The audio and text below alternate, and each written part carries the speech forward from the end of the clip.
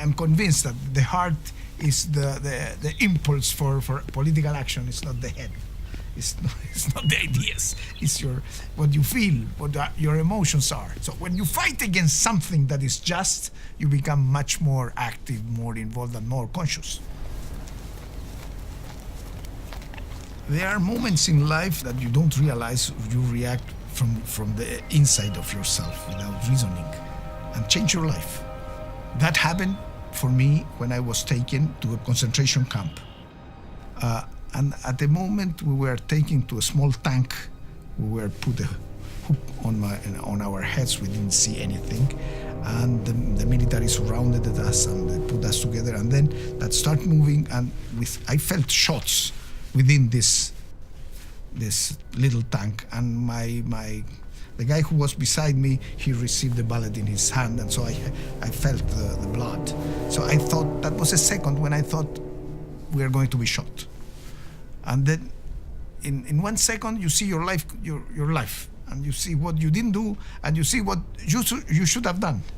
And I felt that I had to dedicate my life to recuperation of democracy and freedom and fight the dictatorship. Life in Dawson Island was awful in various senses. A few days before, the heads of a government, and then prisoners of war.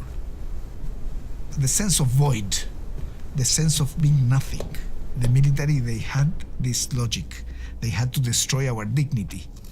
One way was to say, you don't have a name, you have a number.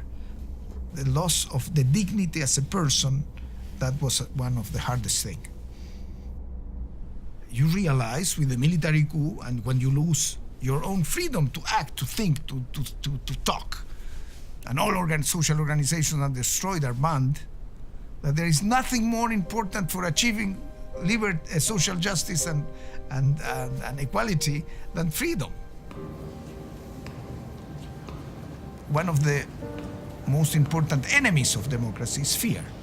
I've lived that. You paralyze yourself, and all the citizens are paralyzed. That's why fear of what may happen is a very important instrument for authoritarianism and for populism. Democracy is not granted.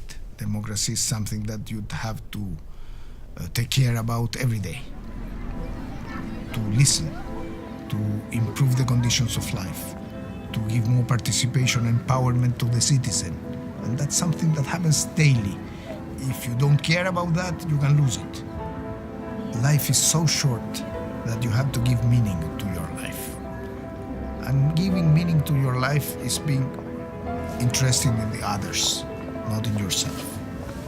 You will be much more successful, you will be more happy if you devote your energies and your thinking to a community, to a society, to your country, not just to yourself. Democracy is not like the Andeans, that it's there forever. It's like a garden that you have to water every day.